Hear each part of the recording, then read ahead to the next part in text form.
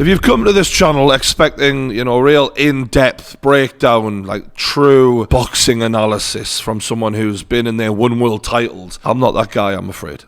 You've been warned. I am a casual. I like fights. I watch them. I have an opinion. That's it. That's all you're going to get here. So if you're getting ready to leave your little bitchy comment about, oh, he doesn't know anything about boxing, you're being warned. So fuck off now and you can quit your whinging, because no one likes a little bitch no one likes someone who's going to waste their life away in the comments bitching. Do something productive. You go and become world champion if you know so much. Well done. So on to Tyson Fury, Deontay Wilder, the Gypsy King versus the Bronze Bomber. This is the fight where in 10 to 15, 20 years, people are going to look back on this as a definitive moment in the heavyweight division. Who is the king? You got a real slick, precise, quick boxer, a big man in Tyson Fury who moves very fast and really has studied the sweet science. We've got a brawler who has a touch of death, who just swings wildly, Wilder by name. When he hits you, that's it. Good night. You're either going to see someone outpoint someone, or you're going to see someone on the way to the hospital. That's pretty much what we got here. Tyson Fury's talking about knocking Wilder out, but we all know Tyson Fury says a lot of things. The reality of the matter is, he has to outbox this guy. Deontay Wilder is a one-trick pony. That trick just happens to be the best trick in boxing. I've said it before, he probably is the hardest puncher in the history of boxing. People compare him to Mike Tyson and some other big punchers out there who are even years before my era even. If you look at Mike Tyson, when you see him fuck people up, it's like 5-4 punch combinations where they're like boom, boom, boom, boom. And, they stagger and they drop. Deontay Wilder puts you to sleep with one punch. He's probably the scariest guy in boxing since Mike Tyson. He says shit like, I want a body on my record. Like, he talks about killing people in the ring. One of my favorite boxing analysts is Teddy Atlas, and he compares this fight to the movie Jaws. You hear the music, dun-dum, dun-dum,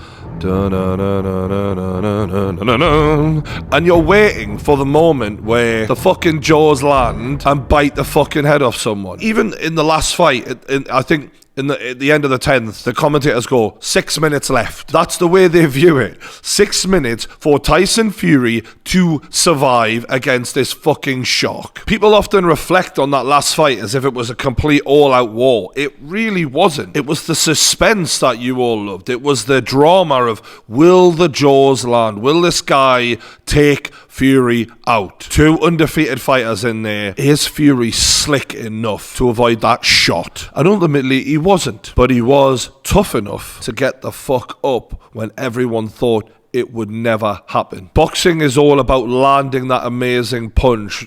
The highlight reels of the career where you land that shot. Tyson Fury is one of the few people that have a highlight reel from getting up from a punch. That's why he's different. That getting up moment, that Undertaker-like moment, was a culmination of him getting up from a lot of things. He abused his body for so long. After becoming a heavyweight champ, he just gave it all up and went to town. And when he became 28 fucking stone and he was on the piss with the England fans, he clearly doesn't care about himself. He's the furthest thing from a champion boxer. Goes on this journey with his mate Ben Davison and gets himself fit again. And then he starts to box again. And then he has a couple of little warm-up fights against, dossers, as he would say. And before you know it, he is in the ring with a man who no one wants to fight. Some said Anthony Joshua even didn't want to fight him. And here it is. Tyson Fury took the fight. He really should never have took that when he took it. Should never have happened. I think Deontay Wilder and his team thought that they were getting a really out of shape Tyson Fury, it was the best time to fight him. And it was. And he wasn't in shape, or not as in shape as he could have been. An out of shape Tyson Fury still had enough to outbox Deontay Wilder for the vast majority of that fight. It was quite easy. Aside from the knockdowns, Fury was hitting him without getting hit. He was teaching him a fucking lesson. A different class. In terms of pure boxing skill, Tyson Fury is levels above Deontay Wilder.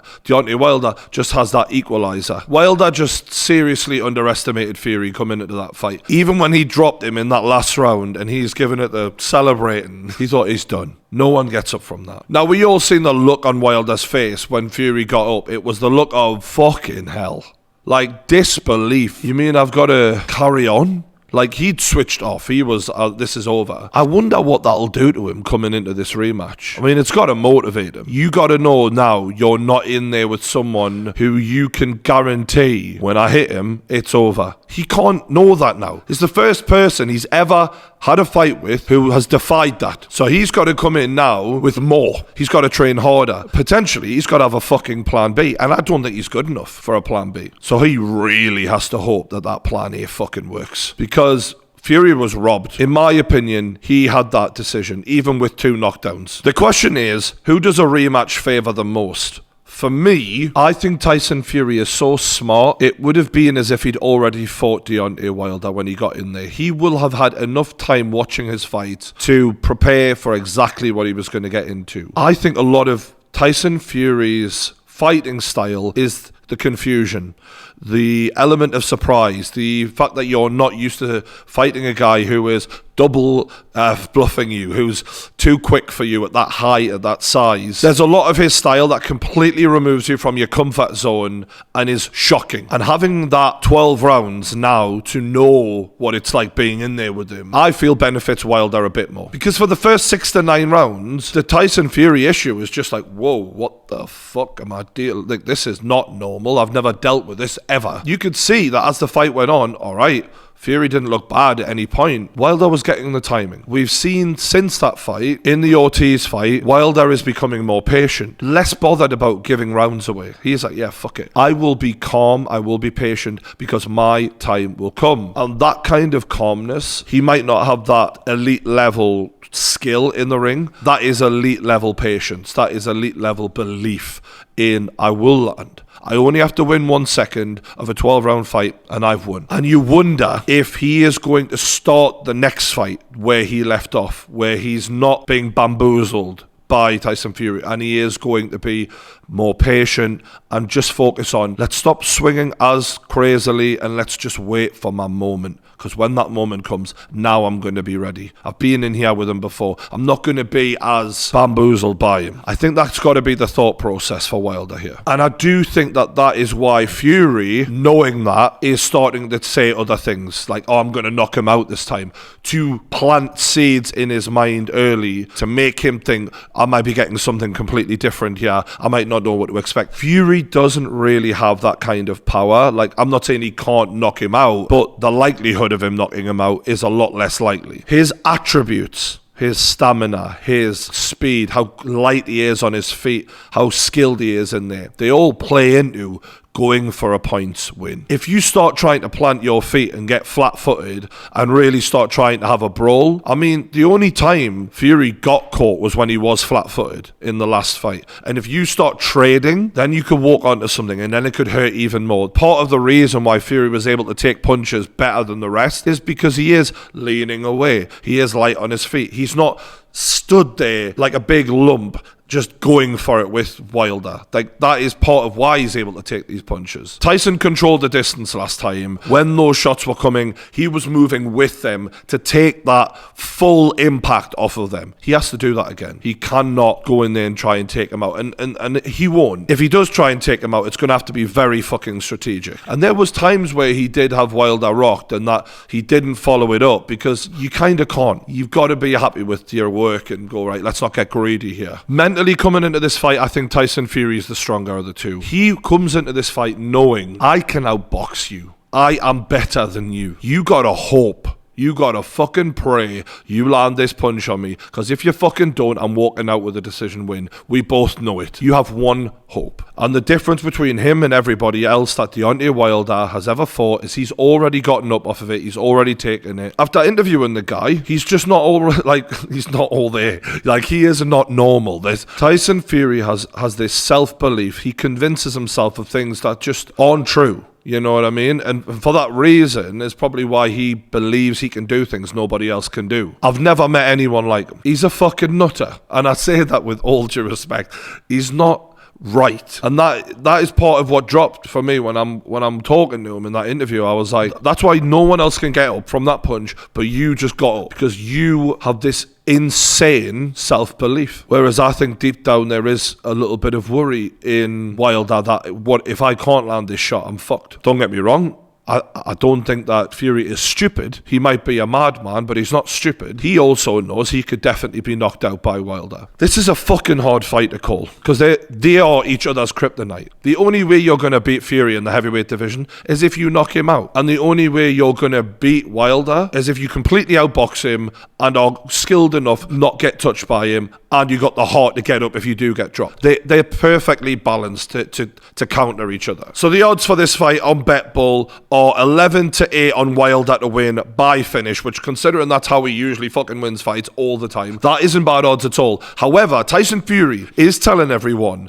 that he is finishing this fight. He is going to win by knockout. He's switched trainers. He's gone to a new trainer, and that is specifically to finish this fight. 5-1 odds is on BetBull. Tyson Fury by TKO or KO. I'm fucking gonna go for that. That is big odds for a fight between a puncher like Tyson Fury. Alright, he's not a knockout artist, but this guy's telling everyone, and you just can't not go with that, can you? 5-1 is fucking good. And don't forget, you lot can sign up with us to bet on this fight with BetBull. They've got a great offer exclusively for our fans of the show. You can bet anything up to £150 and they will match that in free bets. That means you can bet £50 if you want to deposit that on your account when you sign up, and they will give you £50 to go along with that for your bets, not just on this fight, for whatever you want. But if you want to really have a go on this, you can go all the way up to £150 and they will match that, so you don't have to worry, oh, what if I fucking lose big money on this fight? You can have a real go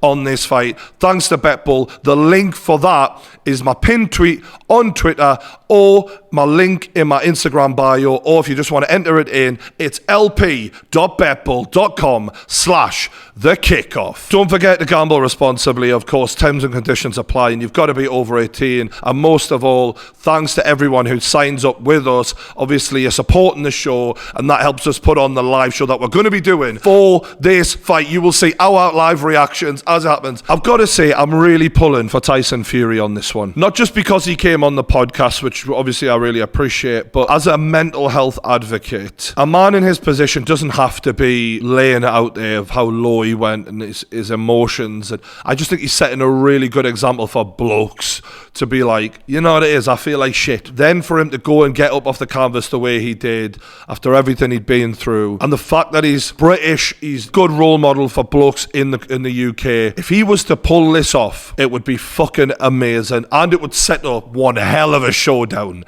between Fury and AJ. That would be scenes. That would be fucking unreal. What do I really believe is going to happen? I've got to stick to what I really, really believe here. I think within that time frame of 12 rounds of boxing, it's fucking confusing, right? Because on the one hand, that wasn't the best Tyson Fury last time, and he still managed to survive 12 rounds and probably should have won the decision. And I do believe he's going to be in better shape this time, but I do think a rematch benefits Wilder a little bit more, and I was impressed with Wilder's performance against Ortiz and how he just calmly dealt with the situation, and Fury getting a new coach right before this fight, Fury not looking his best in the previous fights. One punch in half an hour. That's all Wilder needs. One punch. And on that basis, I'm predicting Deontay Wilder to win this fight. But fuck me, I hope I'm wrong, because on that live stream, I swear to God, if Tyson Fury wins, I'm going to go crazy. I think it would be great for British boxing. I think it would be great for him. Yeah, fingers crossed he does it. I'll see you on the True Geordie YouTube channel during the fight. Whenever that fight is on, we'll start a couple hours before the ring walk. Be sure to go to the True Geordie YouTube channel. We will be live. Thanks for watching this. Don't forget to subscribe to my second channel, TG2. Hit the like button, and I'll see you later.